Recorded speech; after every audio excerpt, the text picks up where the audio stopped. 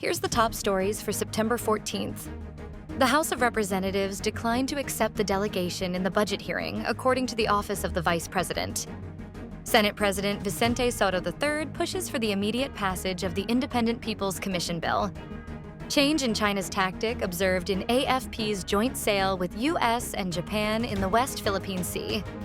The low-pressure area spotted in Quezon is unlikely to develop into a storm, according to PAGASA. Israel ramps up strikes on Gaza City, and a hospital says that at least 32 people are dead. Despite her willingness to attend the budget hearing of the Office of the Vice President, it was budget sponsor Palawan Representative Jose Alvarez who asked Vice President Sara Duterte not to attend the deliberations into her office's 2026 budget proposal. A statement from the OVP clarified the media reports circulating that it snubbed the budget hearing last Friday, September 12th. For the information of the public, it was the House of Representatives that declined to accept the OVP delegation led by the Assistant Secretary, who is a senior official by reason of the status as presidential appointee. Citing House tradition and stating that an undersecretary should attend, the statement read.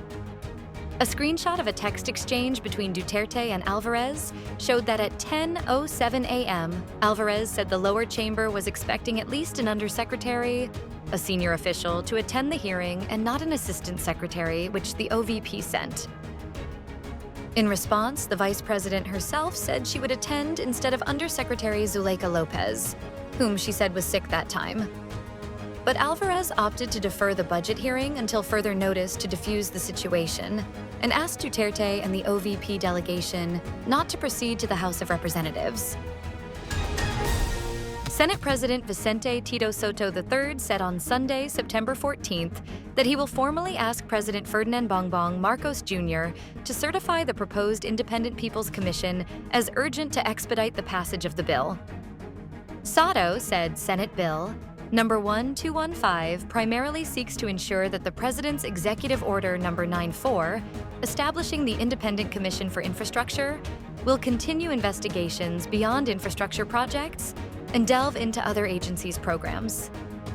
While the President's executive order is immediate, my bill ensures permanence.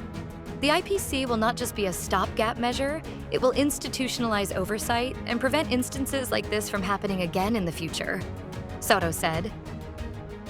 The proposed IPC, he said, will not only look into projects of the Department of Public Works and Highways, but also other agencies with infrastructure programs such as the Department of Agriculture, Department of Health, Department of Education, and many more.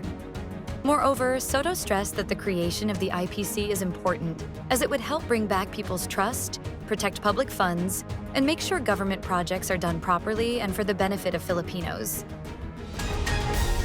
The armed forces of the Philippines observed a shift in China's approach in the West Philippine Sea after a Chinese warship invoked sovereign immunity to justify its presence inside the country's exclusive economic zone.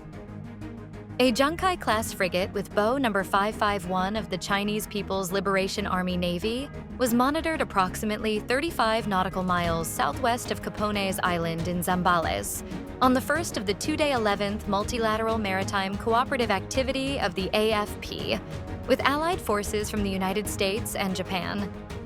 The activity was held from September 12th to 13th off Magalawa Island in Palawig Town to Silanguan Island in San Antonio Town, both in Zambales.